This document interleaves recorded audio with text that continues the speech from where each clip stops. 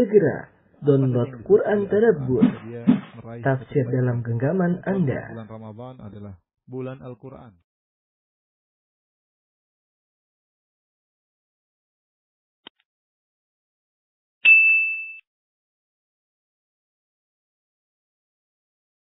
Bismillahirrahmanirrahim. Assalamualaikum warahmatullahi wabarakatuh. Alhamdulillahi ala ihsanihi wa syukru lahu ala taufiqihi wa amtinani. Asyhadu an la ilaha illallah wahdahu la syarika lahu ta'ziman li sya'nihi. Wa asyhadu anna Muhammadan abduhu wa rasuluhu ta'ala ridwani. Allahumma salli alaihi wa ala alihi wa ashabihi wa ikhwani. Ikhwan akhwat yang dirahmati Allah Subhanahu wa taala, Majelis Ta'lim bin Nur yang dirahmati oleh Allah Subhanahu wa taala. Kita melanjutkan bahasan kita dari tafsir surat An-Nur, dan kita sampai pada ayat ke-36 ya. Pada pertemuan lalu kita telah membahas tentang perumpamaan cahaya keimanan yang ada dalam hati seorang mukmin ya. Allah sebutnya dalam ayat sebelumnya ya, bagaimana permisalan cahaya keimanan dalam hati seorang mukmin yang seperti miskat yang dalamnya ada azujajah di dalam sebuah lampu yang terang benderang, satu tempat yang diletakkan sehingga cahaya tersebut ya sangat terang dalam hati seorang mukmin. Kita lanjutkan. Setelah itu Allah berfirman, "Fi buyutin adinallahu an turfa'a wa yuzkara fiha ismuh yusabbihu lahu fiha bil ghuduwi wal asal." Di rumah-rumah yang Allah izinkan untuk diagungkan atau diangkat, wa yuzkaru fiha ismuh, dan dalam rumah-rumah tersebut disebut-sebutlah nama Allah Subhanahu wa taala, yusabbihu lahu fiha bil ghudwi wal asal, yang bertasbih di dalam rumah-rumah tersebut di pagi hari dan di petang hari. Rijalun la tulhihim tijaratun wala bai'un an dzikrillah, yaitu para lelaki yang mereka tidak terlalaikan untuk mengingat Allah Subhanahu wa taala ya. Perdagangan mereka tidak membuat mereka lalai, bai'un, jual mereka tidak membuat mereka lalai dari mengingat Allah, an dzikrillah, wa iqamis shalah, dari mendirikan salat, wa ita'iz zakah, dari membayar zakat. Yakhafuna yawman tataqallabu fihi al-qulub wal absar, mereka takut di hari di mana hati mereka dan pandangan mereka berubah-ubah, berbolak-balik.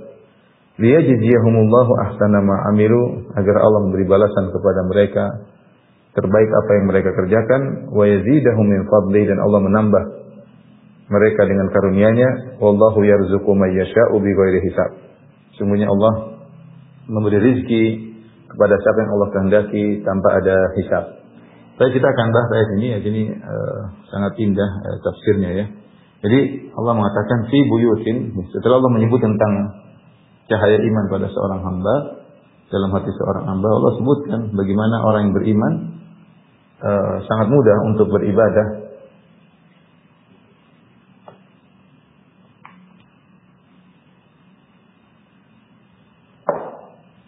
Bagaimana orang yang beriman sangat mudah untuk beribadah di masjid-masjid Allah Subhanahu wa taala. Kata Allah, fi buyutin adzinallahu an turfa wa yuzkaru fiha ismuh.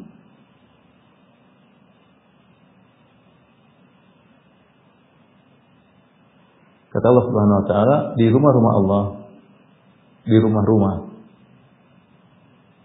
yang Allah izinkan untuk diangkat,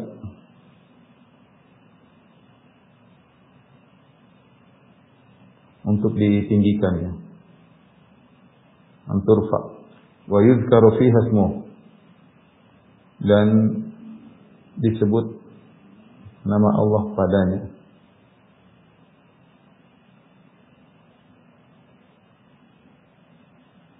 Pada rumah-rumah tersebut. Baik, rumah-rumah ini banyak menafsirkan maksudnya rumah-rumah maksudnya masjid. Masjid-masjid Allah.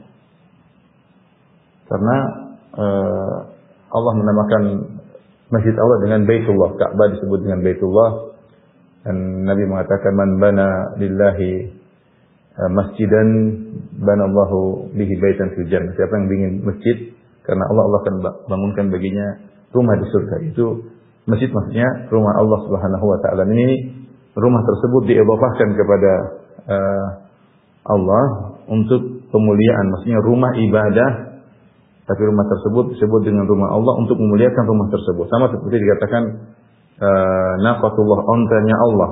Itu adalah ontanya Nabi Saleh, tapi ketika onta tersebut disandarkan kepada Allah menunjukkan onta tersebut onta yang mulia ya. Jadi Baitullah maksudnya rumah yang milik Allah untuk beribadah kepada Allah Subhanahu wa taala. Yang di masjid-masjid tersebut adzinallahu an turfa, Allah izinkan untuk ditinggikan. Ditinggikan di sini dua makna. Baik secara konkret atau hissi kalau bahasa Arab, hissi atau abstrak. Abstrak itu maknawi. Maksudnya apa? Masjid ditinggikan ya. Ditinggikan bangunannya, diperluas, dibuat nyaman ya. Dimuliakan ya. Sehingga sampai Nabi SAW menyuruh masjid-masjid untuk dibersihkan. Rasulullah SAW juga menyuruh masjid untuk diberi harum-harum ya. Itu kebiasaan para salaf dahulu, mereka memberi wewangian di masjid. Sampai sekarang kalau kita di Arab Saudi ya, sering wewangian dijalankan di masjid ya, atau kayu gaharu ya. Jadi Nabi pernah memerintahkan untuk dibersihkan masjid-masjid. Kemudian juga sudah kebiasaan orang-orang Arab dahulu ya, mereka memberi wewangian di masjid-masjid, termasuk juga di Masjid Haram, Masjid Nabawi ya. Kemudian masjid tersebut ditinggikan, dimuliakan ya, diberi kenyamanan. Jadi kalau orang bikin masjid, kemudian diperluas, kasih AC, ini semua ibadah.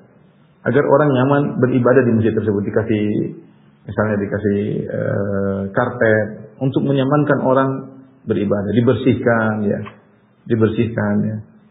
Makanya Nabi SAW menegur ketika ada Arab Badui yang kencing di masjid ya. Nabi SAW mengatakan, "Inna hadhil masajid la tasluh li syai'in min hadzal baul walau qadar." Sungguhnya masjid-masjid tidak pantas di dalamnya untuk ada orang kencing di situ atau kotoran apapun.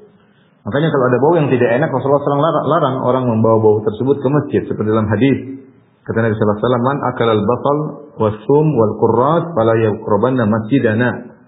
Siapa yang makan bawang merah atau bawang putih atau daun bawang, maka jangan dekati masjid kami. Artinya menimbulkan bau yang tidak enak.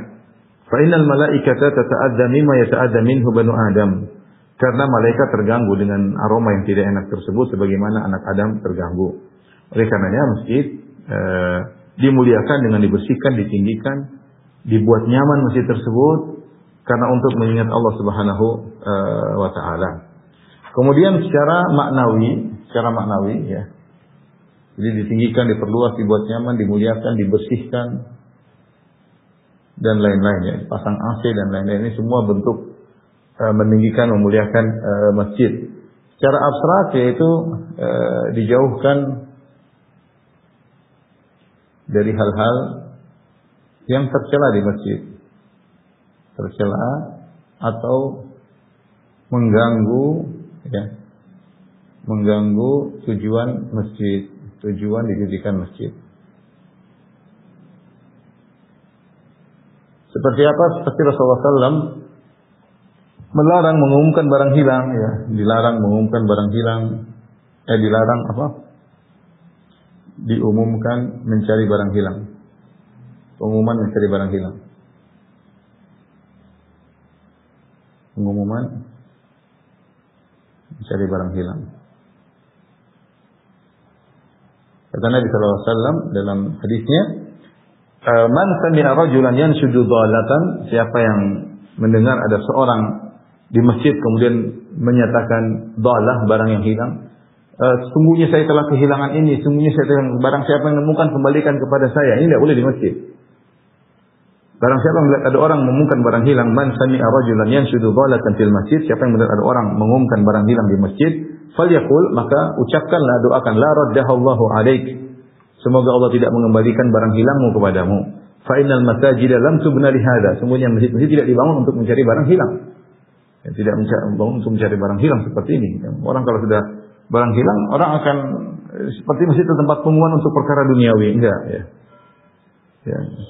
Seperti juga dilarang jual beli.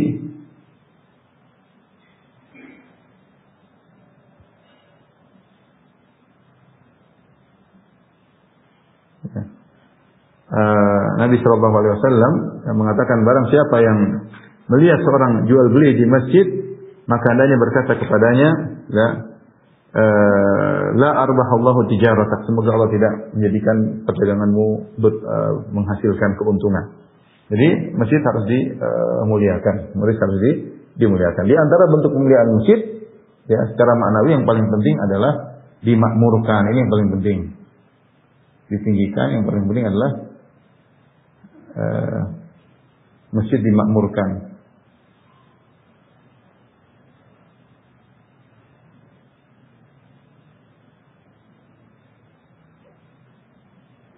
Dimakmurkan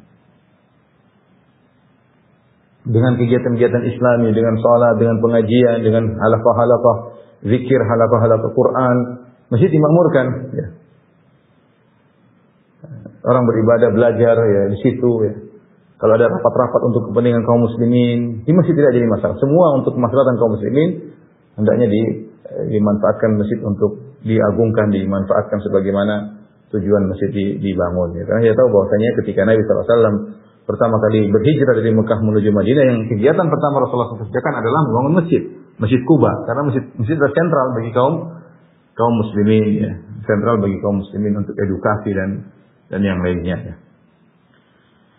Kemudian kata Allah Subhanahu wa taala, wa yuzkaru fiha ismuh, disebut nama Allah di rumah tersebut. Ini di antara tujuan masjid adalah untuk mengingat Allah Subhanahu wa taala, ya. Kata Allah Subhanahu wa taala, wa aqimu wujuhakum inda kulli masjid wad'uuhu mukhlishina lahud-din. Ya, tegakkan wajah kalian pada setiap masjid dan berdoalah kepadanya dengan ikhlas, ya. Ya, kata Allah Subhanahu wa taala, wa aqimu wujuhakum inda kulli masjid, tegakkan wajah kalian di setiap masjid, itu beribadahlah di masjid, wad'uuhu mukhlishina lahud-din, dan berdoalah kepada Allah dengan ikhlas di masjid. Demikian juga firman Allah, wa annal masajida lillahi fala tad'u ma'allahi ahada. Sungguhnya masjid-masjid adalah milik Allah, maka janganlah berdoa ya dengan menyekutukan Allah Subhanahu wa taala. Dan Nabi sallallahu alaihi wasallam bersabda, "Majtama'a qaumun fi baitin min buyutillah yatluna kitaballah wa yatadarasunahu fima bainahum yatadarasunahu bainahum illa nazalat alaihimus sakinah." Tidaklah suatu kaum berkumpul di suatu masjid, kemudian ini keutamaan berzikir di masjid, belajar Quran di masjid. Ma jalasa qaumun fi baitin buyutillah, tidaklah satu kaum duduk di suatu rumah Allah, yatluna kitaballah, mereka belajar baca Al-Quran, wa yatadarasunahu bainahum, mereka belajar isinya, mereka belajar tafsirnya. Illa nazalat alaihimus sakinah, kecuali Allah akan turunkan ketenangan bagi mereka. Mereka belajar ayat firman Allah, mereka pelajari. Wa ghasyiyatuhumur rahmah, dan rahmat akan meliputi mereka. Wa hafathumul malaika, dan malaikat akan memenuhi mereka. Wa dzakaramallahu fiman indah, dan Allah akan menyebut-nyebut mereka di sisi malaikat. Ini keutamaan belajar Al-Quran di masjid. Ya. Kita sekarang sedang belajar Al-Quran, sedang belajar tafsir, tapi tidak di masjid. Ya. Ya, di masjid lebih utama membaca ayat-ayat Allah, kemudian belajar tafsirnya, belajar hukum-hukumnya untuk diamalkan. Ini adalah bentuk mengingat Allah, menyebut-nyebut Allah di dalam masjid. Ya. Jadi zikrullah di sini umum. Wa yuzkaru fiha ismuh, disebut nama Allah, zikrullah, atau menyebut nama Allah.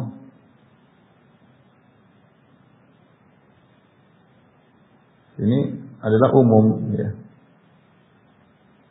Mencakup semua yang terkait dengan mengingat Allah.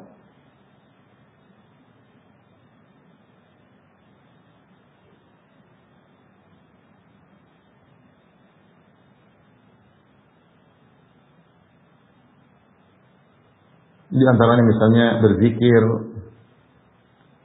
subhanallah walhamdulillah wa la ilaha illallah Allahu akbar la haula wa la quwwata illa billah astaghfirullah. Semua zikir-zikir kita berzikir duduk di masjid, kita berzikir kepada Allah Subhanahu wa taala. Ini di antara bentuk ibadah berzikir. Kemudian misalnya baca Al-Qur'an. Juga di antara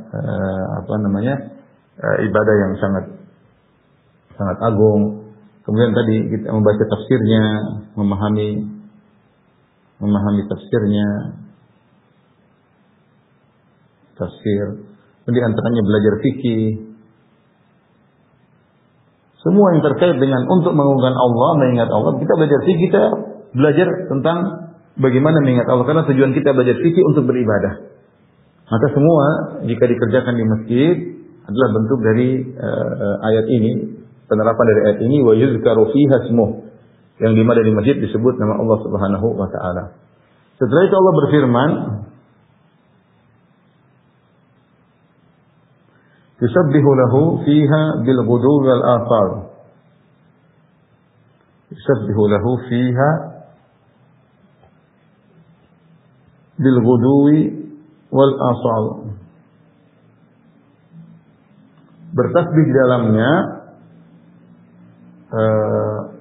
di waktu pagi dan waktu petang, ya. Bertasbih di masjid-masjid di waktu pagi dan petang. Baik. Siapa yang bertasbih di sini fa'ilnya tidak disebutkan. Siapa yang bertasbih?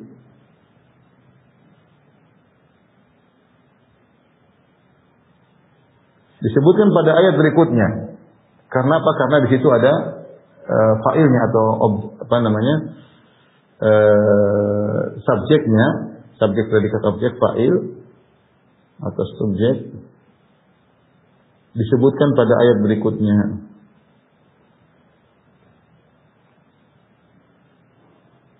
Rijalun la tulihim tijaratun wala bay'un an dzikrillah, yaitu orang-orang yang mereka tidak terlalaikan untuk mengingat Allah, tidak terlalaikan dengan jual beli, dengan berjualan dan yang lainnya. Kenapa fa'ilnya di subjeknya diakhirkan? Karena subjek tersebut memiliki sifat yang mulia. Jadi kalau bahasa kita, bertasbih di dalam masjid ketika pagi hari dan siang hari orang-orang yang. Jadi ketika sifat subjek tersebut memiliki sifat yang panjang, maka ditunda pada ayat berikutnya. Tunda pada ayat berikutnya itu lebih pas, ya, dalam tata bahasa Arab, ya, sehingga diakhirkanlah fa'il atau subjek tersebut karena subjek tersebut memiliki sifat yang panjang. Dan kita bahas dulu, yusabbihu lahu fiha bil ghudwi wal asal, bertasbih di dalamnya dalam rumah-rumah Allah tersebut, di masjid Allah, bil ghudwi wal asal, di pagi hari dan petang hari, ya. Pagi hari dan petang. Apa maksudnya di pagi hari dan petang hari? Dan apa maksudnya tasbih? Tasbih di sini, bertasbih di sini ada khilaf, ada dua pendapat, ya.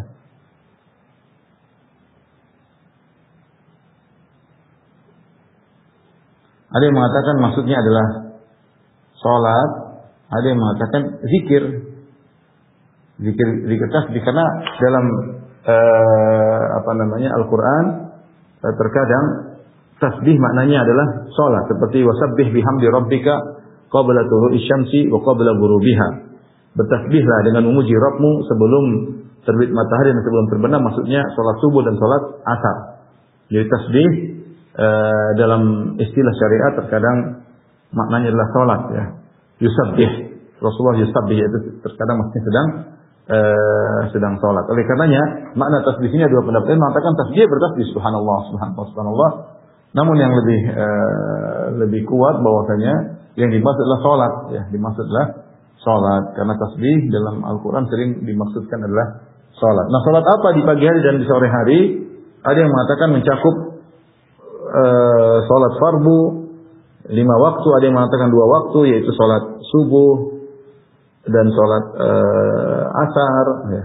Ada yang mengatakan salat subuh yang al-ghudu di pagi hari masih salat subuh, adapun petang hari mulai dari duhur, asar, maghrib, isya, maksudnya salat 5 waktu. Ada yang mengatakan bil ghuduwi, maksudnya salat duha, salat sunnah, ya. Intinya mereka menggunakan masjid untuk beribadah kepada Allah dengan salat fardu maupun salat sunnah. Ya, mereka melakukan salat fardhu maupun salat sunnah di masjid, padahal mereka adalah orang yang penuh dengan aktivitas perdagangan, namun perdagangan mereka tidak membuat mereka lalai. Ya. Ada yang mengatakan termasuk kalau kita maknakan dengan zikir, maksudnya zikir pagi petang, berzikir pagi petang. Karena kalau kita berzikir pagi petang, kita akan bertasbih kepada Allah Subhanahu Wa Taala. Ya, berzikir pagi petang di masjid juga bagus ya. Di antaranya salat. Namun Allah alam bisa pendapat yang lebih kuat, maksudnya yusabbihu fiha bil ghudwi wal asr, maksudnya salat. Salat. Jadi mereka perdagangan mereka tidak membuat mereka lalai dari salat. Okay?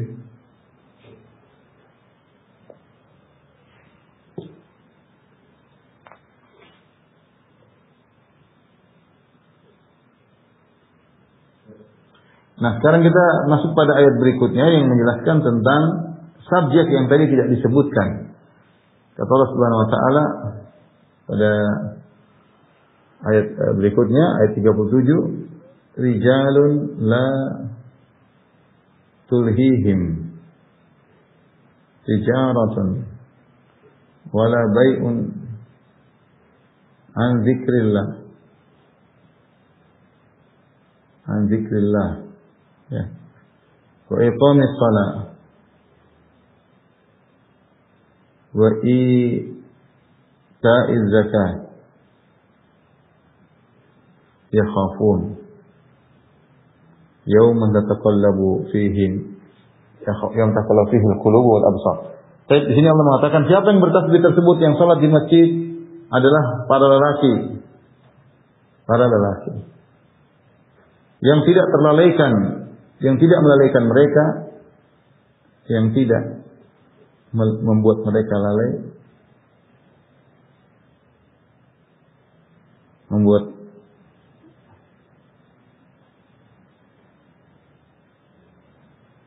yang perkara-perkara berikut tidak membuat mereka lalai, yang mereka tidak lalai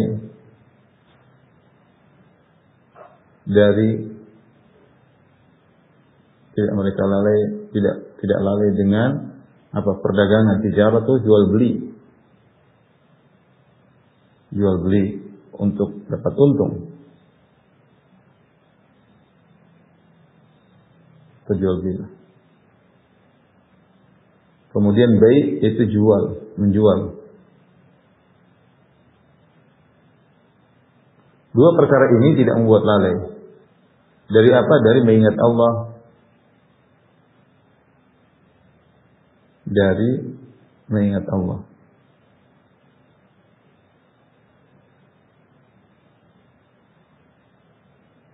Kemudian mendirikan salat.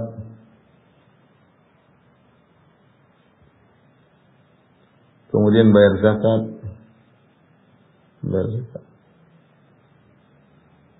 Nah, ini Allah sebutkan tentang sekelompok orang yang sangat hebat. Allah puji mereka. Yang mereka ini bukanlah orang yang cuma nongkrong di masjid, tidak bekerja, tidak berdagang, ya. Karena tentunya setiap kita lelaki punya tanggung jawab ya untuk menunaikan kewajiban nafkah anak istri. Ya, makanya orang yang di masjid terus tidak ada kerjaan tentu dilarang, ya tidak seperti itu kecuali mereka memang tidak mampu. Lain halnya, ya seorang harus berusaha. Yang Allah puji di sini adalah orang-orang yang mereka bekerja, menjalankan kewajiban yang lain, menjalankan kewajiban untuk menafkahi anak istri, menafkahi keluarga, dan mereka sedang sibuk-sibuknya dengan jual beli dan perdagangan. Ya. Di sini tajirah maksudnya jual beli, dan itu perlu konsentrasi. Apalagi kalau sedang terjadi transaksi, ya. Ini sangat menarik.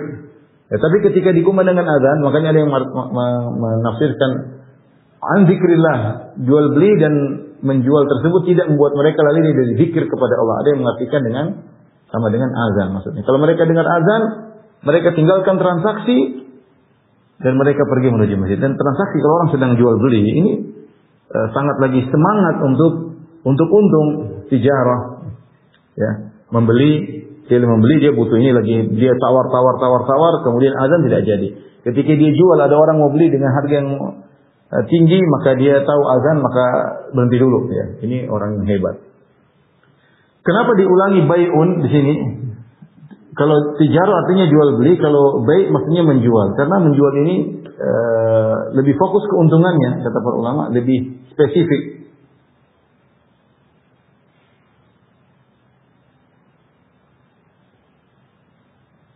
Ya. Kenapa? Karena kalau sudah jual biasanya untung. Karena jualan biasanya untung. Untung di depan mata. Ya. Biasanya keuntungan di depan mata.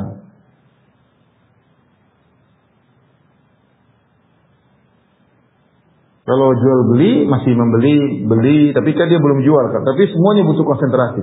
Orang beli barang dengan harga murah dia tawar, ini butuh konsentrasi. Kalau dia dapat barang dengan harga murah sudah kebayang untungnya, tapi untungnya belum langsung dieksekusi. Ketika jualan keuntungnya depan mata, maka disebutkan secara spesifik lagi. Jual belinya, menjualnya tidak membuat dia lalai. Ini adalah dua hal yang faktor sangat ini dua hal ini ya. Dua hal yang sangat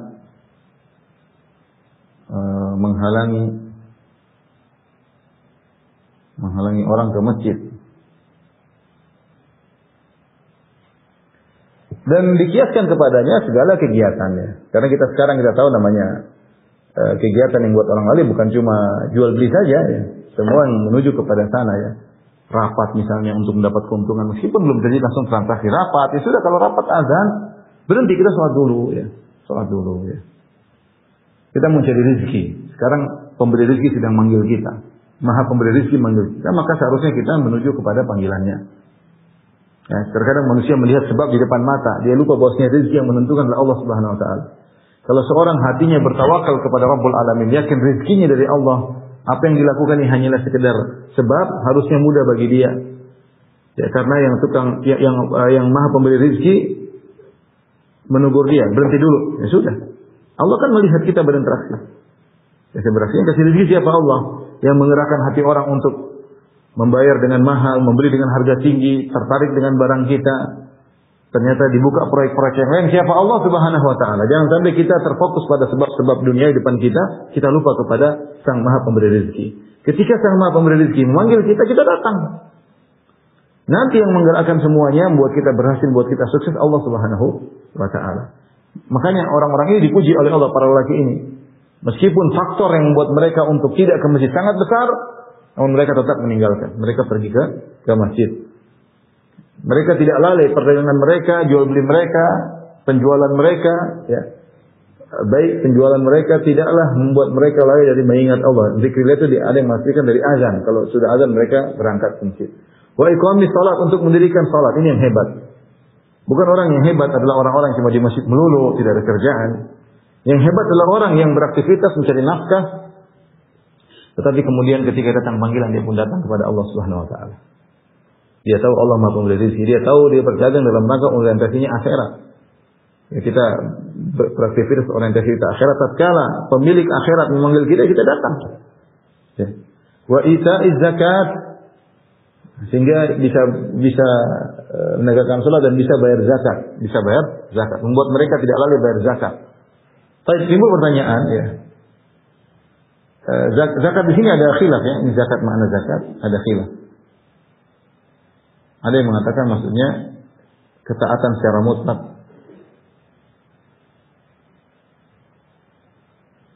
Seperti firman Allah Subhanahu wa taala, "Walaula fadlullahi 'alaikum wa rahmatuhu ma zaka minkum min ahadin abada walakin Allah yuzakki may yasha." Kalau bukan karunia Allah, maka tidak seorang pun dari kalian yang zakat, yaitu maksudnya yang taat kepada Allah. Walakin Allah yuzakki may yasha, tapi Allah menjadikan seorang taat kepada siapa yang Allah kehendaki. Ini di antara riwayat dari Ibnu Abbas bahwasanya zakat ini maksudnya adalah dia taat kepada Allah. Artinya perdagangan yang dia lakukan, jual beli yang dia lakukan tidak membuat dia lalai untuk taat kepada Allah Subhanahu wa taala. Dan tafsir yang kedua, zakat ini adalah zakat yang yang merupakan rukun Islam. Dan ini pendapat cukup kuat, ini yang lebih kuat. Kenapa? Karena memang biasanya salat digandingkan dengan zakat. Apalagi di situ ada kata ita'uz zakat wa ita'iz zakat, menunaikan zakat, dan ini tidak dikatakan kepada ketaatan. Ada ita, ya, wa iqamis salati wa ita'iz zakat, dan kata ita yaitu menunjukkan zakat yang dimaksud adalah zakat sebagaimana yang kita pahami, yaitu zakat rukun Islam. Faedahnya apa? Faedahnya bahwasanya zakat senantiasa bergandengan dengan salat, dan bahwasanya kemuliaan kepada Allah bukan cuma diraih dengan perkara-perkara yang ada dalam masjid. Ada ibadah-ibadah yang kita lakukan juga di luar masjid. Ya. Seperti zakat tidak mesti dalam masjid, kita berzakat di luar. Artinya seorang beribadah kepada Allah di mana saja. Dalam masjid ia fokus beribadah, di luar juga kalau ada kewajiban maka dia kerjakan, seperti berzakat, berbakti kepada orang tua, membantu fakir miskin, ini juga ibadah. Jadi di sini disebutkan zakat dua faedah. Pertama, zakat senantiasa bergandengan dengan salat, ya. Jadi jangan kamu salat lupa bayar zakat. Yang kedua, isyarat bahwasanya kemuliaan, untuk meraih kemuliaan di sisi Allah bukan hanya ibadah-ibadah dalam masjid. Ada di luar masjid juga ibadah yang bisa kita lakukan sehingga kita bisa mulia di sisi Allah Subhanahu wa taala. Allah mengatakan, kenapa mereka melakukan ini? Kenapa mereka lelaki ini tidak lalai dari mengingat Allah? Meskipun sibuk berdagang, begitu azan mereka ke masjid. Mereka mendirikan salat karena sebabnya yakhafuna yauman tataqallabu fihil qulub wal absar. Ini sebabnya. Kata Allah Subhanahu wa taala, yakhafuna yauman tataqallabu fihi al-qulub wal absar. Karena mereka takut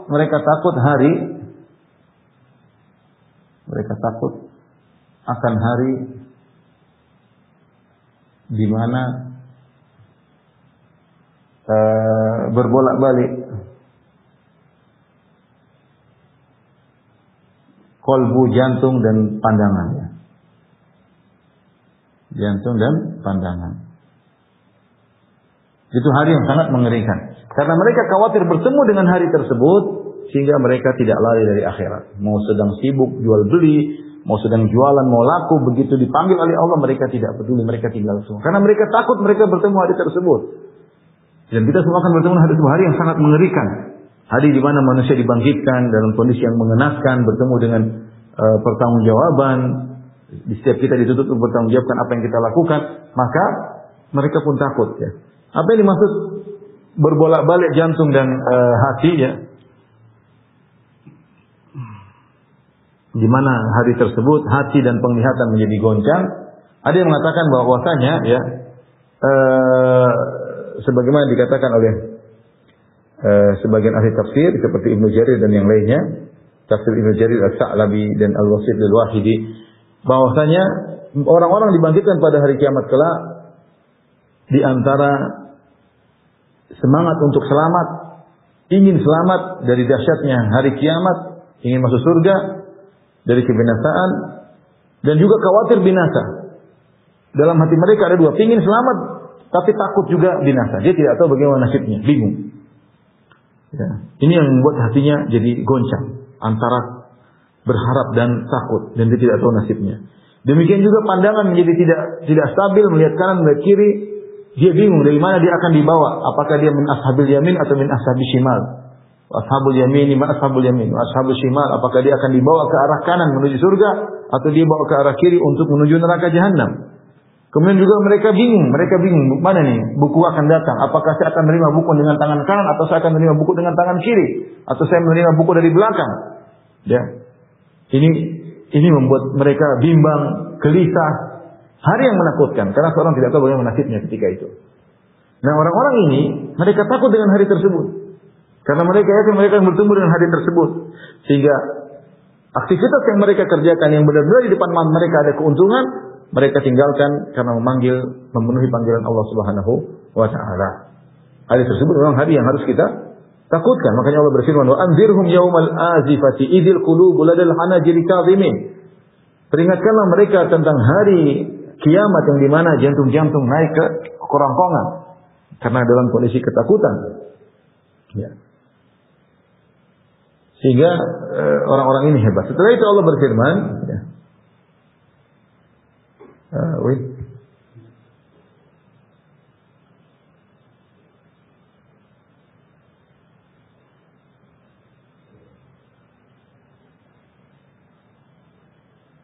Kata Allah Subhanahu wa taala ayat berikutnya ayat ke-38, liyajziyahumullahu ahsana ma amilu.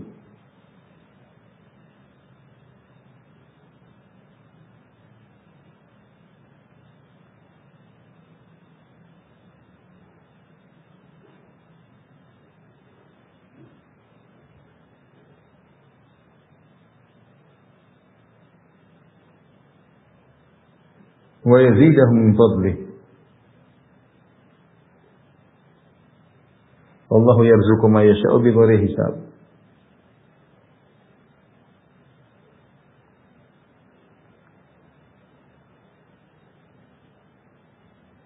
Kata Allah Subhanahu wa taala, liyajziyahumullahu ahsana ma amilu. Agar Allah membalas mereka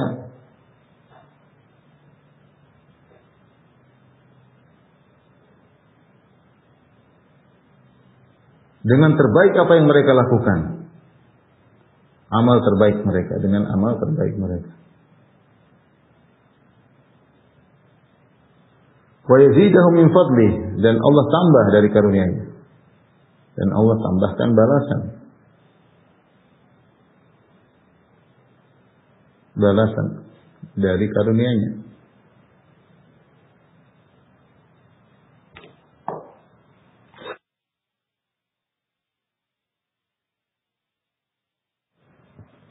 Dari karunia-Nya, ya.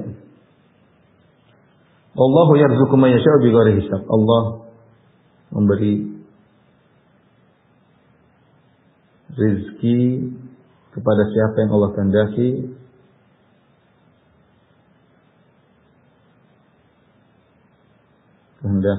tanpa hisab. Baik, jadi Allah mengatakan liyajziyahumullahu ahsana ma amilu. Jadi mereka demikian agar Allah Subhanahu, jadi mereka ketika dikumandangkan azan mereka pergi ke masjid, mereka beribadah, ya.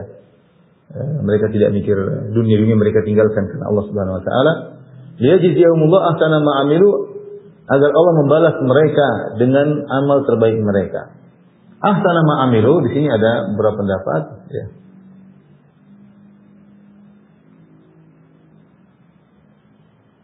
Kenapa disebut dengan ahsan, ya? Ahsana ma amilu. Amal yang terbaik, amal yang terbaik. Maksudnya ada yang mengatakan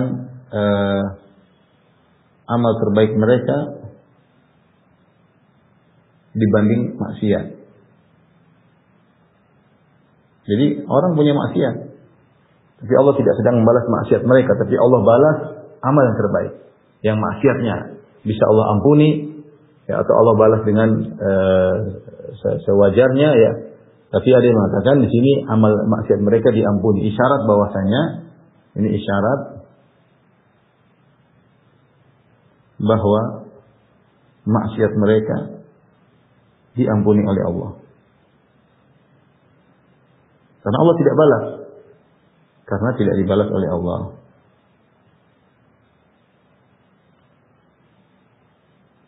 Seorang, sebagaimana kita tahu, kalau seorang banyak melakukan kebaikan-kebaikan yang banyak, maka maksiatnya akan tenggelam dalam melakukan kebaikan, tidak dianggap.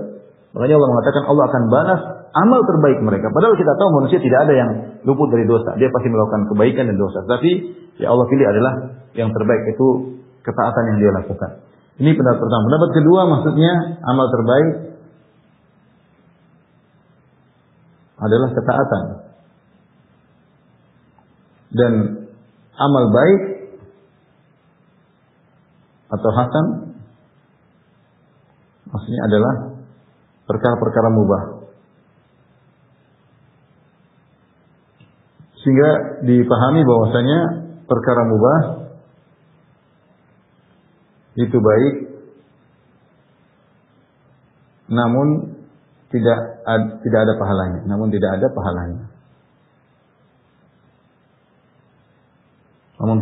pahalanya, ya, karena yang Allah balas hanya yang terbaik, itu dari ketaatan. Adapun amal mubah seperti mungkin kita main, mungkin kita ngobrol, mungkin kita jalan-jalan pemandangan, kalau itu bukan merupakan ketaatan, maka tidak ada balasannya. Ya, perkara mubah. Yang Allah balas adalah perkara-perkara ketaatan, ya. Ada yang mengatakan Ahsana ma amilu maksudnya Allah balas lebih baik dari amal mereka. Maksudnya balasannya surga. Surga jauh lebih baik daripada amal kita. Amal kita sangat sedikit ya. Seperti sabda Nabi sallallahu alaihi wasallam, "Raka'atul fajri khairum minad dunya wa fiha." 2 rakaat sebelum subuh lebih baik dari dunia dan seisinya. 2 rakaat sebelum subuh cuma dikerjakan 2 menit, 3 menit, ternyata balasannya jauh lebih baik. Jadi Allah balas dengan balasan yang terbaik, jauh lebih baik daripada amal yang mereka lakukan. Ini di antara makna dari ayat ini. Kemudian wa yazidahum min fadli. Bahkan Allah cuma balas, bahkan Allah tambah ya. Allah menambah ya. Ini menguatkan pendapat yang tadi bahwasanya apa yang Allah berikan kepada orang-orang yang bertakwa itu jauh daripada apa yang mereka duga ya. Jauh daripada menambah, yaitu balasan pahala lebih dari yang diduga oleh orang yang taat. Karena Allah kasih tambahan, wa yazidahum min fadli, dan Allah beri tambahan dari karunia-Nya ya. Dia sendiri tidak berhak mendapatkan ganjaran karena amal yang dia lakukan, bahkan ganjaran yang terbaik. Allah beri tambahan lagi dari sehingga dia mendapatkan ganjaran di akhirat lebih daripada yang dia duga. Allah berkata, "Wallahu yarzuqu may yasha'u bighairi hisab." Dan Allah memberi rezeki kepada siapa yang Allah kehendaki, yaitu memberi balasan rezeki di dunia maupun di akhirat. Ya, Allah memberi rezeki di dunia maupun di akhirat ya. Terserah Allah Subhanahu wa taala. Ya, di dunia kita dapat rezeki, di akhirat juga kalau masuk surga dapat rezeki yang tanpa batas. Allahumma yarzuqu may yasha'u bighairi hisab, tanpa hisab. Apa maksudnya tanpa hisab? Tanpa hisab ini intinya adalah kinayah daripada jumlah yang sangat banyak. Tanpa ada hisab, tanpa perhitungan. Kalau bahasa kita tanpa perhitungan. Jadi dia mengatakan ini adalah kinayah dari jumlah yang banyak. Ada yang mengatakan maksudnya tanpa hisab, maksudnya tidak ada yang menghisab Allah. Menghisab Allah. Kita ini kalau mengeluarkan sesuatu, ya tentunya kita kadang ada yang mengawasi, terkadang kita perhitungan karena harta kita terbatas, tapi Allah Subhanahu wa taala memberikan ganjaran kepada makhluknya tanpa hisab. Kekayaan Allah tidak terbatas dan tidak ada yang menghisab Allah, tidak ada yang ngatur-ngatur Allah, terserah Allah. Mau kasih seberapa pun terserah Allah. Tapi dunia semua dengan hikmah. Semuanya dengan hikmah, ya. Ini makna daripada ayat yang sedang kita bahas. Di antara faedah yang bisa kita ambil ya, selain yang sudah kita sampaikan, Allah mengatakan rijalun la tulhihim, para lelaki yang dianjurkan untuk ke masjid, berbeda dengan wanita ya. Wanita ibadah mereka kebanyakan di rumah ya, dan ibadah mereka di rumah lebih afdal daripada di masjid. Dan laki-laki tadi Allah puji laki-laki yang ke masjid, yusabbihu fiha bil ghudwi wal asal rijal, para lelaki yang mereka salat di masjid, yang perdagangan mereka, jual beli mereka, transaksi mereka tidak membuat mereka lalai untuk salat di masjid. Kalau makanya Allah sebut rijal, para laki. Wanita tidak. Wanita di rumah ngurus anak, ngurus suami. Keberadaan mereka di rumah sendiri merupakan ibadah. Wa qarna fi buyutikunna, menetaplah kalian di rumah kalian. Sehingga wanita harus sadar bahwasanya dia berada di rumah saja, kalau diniatkan karena Allah sudah argo pahala berjalan di rumah saja. Dia boleh keluar kalau ada keperluan. Bahkan salatnya di rumah lebih afdal daripada salat di masjid.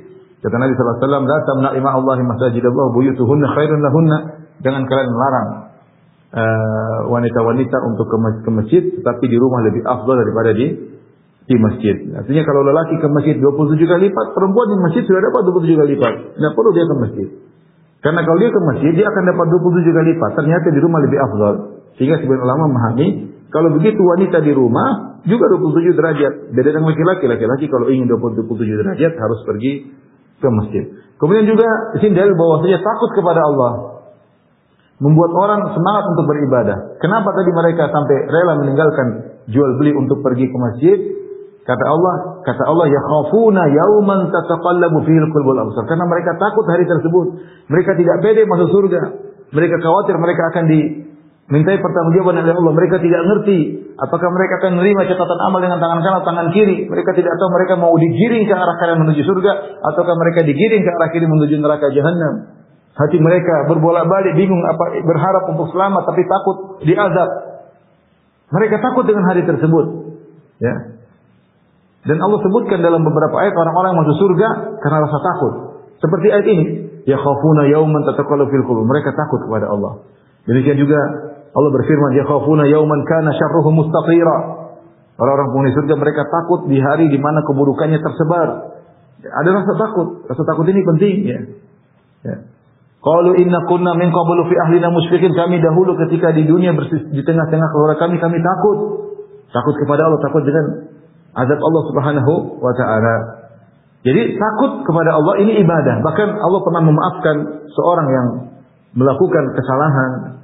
Dalam hadis yang panjang ketika seorang ingin takut karena dia banyak maksiat, dia wasiatkan kepada anak-anaknya, fa idza mitu faharriquni, kalau saya mati wahai anak-anakku bakarlah jasadku sampai aku jadi arang, kalau sudah jadi hitam, sumat hanuni, kemudian tumbuklah aku, ya, sampai aku menjadi debu, sumadruni fil yami wa firrih, kemudian tebarkanlah debuku di angin dan di lautan.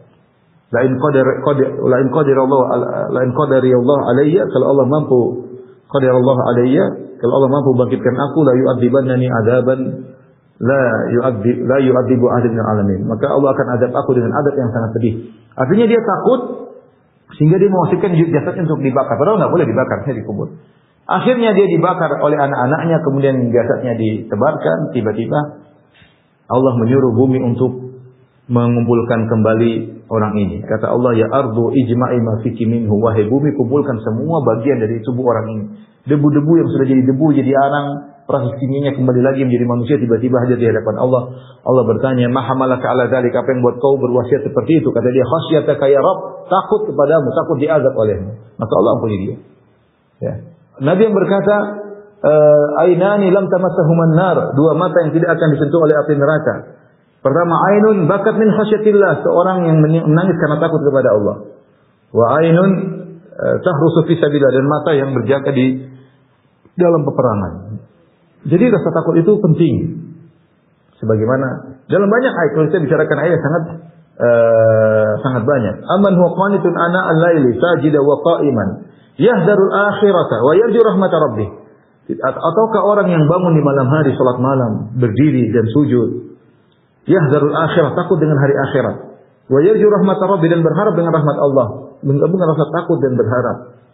Ini saya sampaikan ini untuk membantah orang sufi yang mengatakan jangan beribadah karena takut kepada Allah dan jangan beribadah karena berharap kepada Allah. Ini tidak benar. Kita beribadah karena takut dan berharap, ya. Raghaban wa rahaban, Allah puji para nabi yang mereka raghaban wa rahaban, mereka berharap dan mereka takut. Demikian ketika beribadah kita berharap karunia dari Allah dan kita takut dengan siksa Allah Subhanahu wa taala. Allah mengatakan fattaqunna, takutlah kepada api neraka jahanam. Dan Allah menyuruh kita untuk berharap kepada Allah Subhanahu wa taala. Wa yarju rahmata rabbih, kita berharap rahmat Allah. Karena mereka mengatakan orang yang beribadah karena takut dan karena ingin dapat surga seperti ibadahnya pedagang. Kita bilang tidak demikian. Jangan kita menilai ibadah dengan akal kita. Syariat menyatakan takut adalah ibadah yang agung. Seperti mereka ini. Yang menyebabkan para pedagang tadi bisa melakukan sholat di masjid karena rasa takut kepada hari akhirat, tidak merasa pede dengan diri mereka. Ya. Dan mereka berharap untuk mendapatkan surga Allah Subhanahu wa taala. Oleh karena kita sudah sering bahas bagaimana para nabi Ibrahim berdoa untuk mendapat surga, para Nabi Muhammad SAW berdoa untuk dapat surga. Jadi ibadah kita dibangun di atas rasa takut dan rasa berharap kepada Allah Subhanahu wa taala. Baik, sampai di sini saja. Ikhwan dan akhwat, majelis taklim yang dirahmati Allah Subhanahu wa taala. Hati-hati kita ketika melaksanakan aktivitas, jangan lupa aktivitas duniawi kita ingin cari rezeki. Nah, kalau ada panggilan dari Maha Pemberi rezeki, maka kita ikuti aturan Maha Pemberi rezeki tersebut. Allah akan mengatur rezeki kita, rezeki yang halal, yang diberkahi oleh Allah Subhanahu wa taala. Dan juga bukankah kita mencari rezeki orientasi kita akhirat? Jangan orientasi kita dunia. Lihat mereka bagaimana para pedagang menjadikan perdagangan mereka orientasinya adalah akhirat. Wallahu ta'ala alam bisawab. Demikian saja ikhwan dan akhwat kajian kita. Insyaallah kita lanjutkan 2 pekan lagi. Wabillahi taufiq wal hidayah. Assalamualaikum warahmatullahi wabarakatuh.